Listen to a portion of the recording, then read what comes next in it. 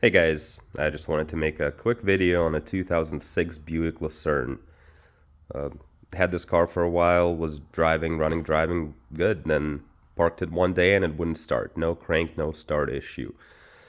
So I jumped the starter relay and that would engage the starter, but it wouldn't start.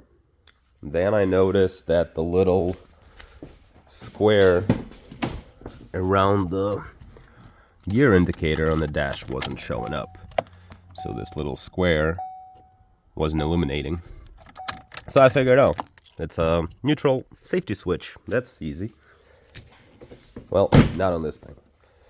Neutral safety switch is internal on this transmission. And I had to move the engine aside and take the side cover off the transmission to get to it.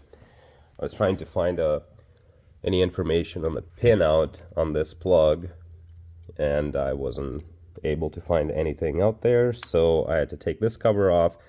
I tested the switch, and that tested all good. Originally, I was gonna wire up an external neutral safety switch and just splice into this harness.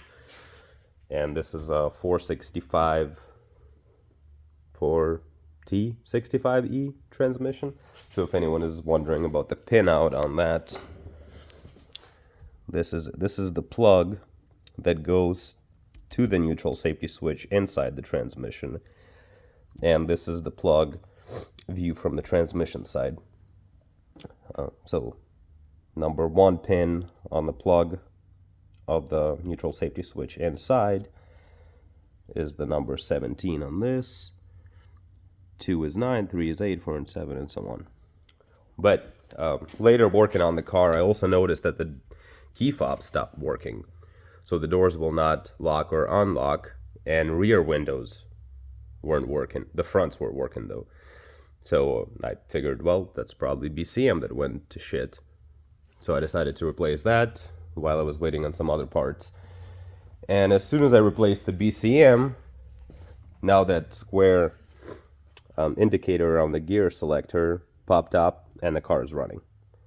So I have no idea why does the BCM have any power to control anything that important, but here's the BCM, and it is located on the right side under the glove box.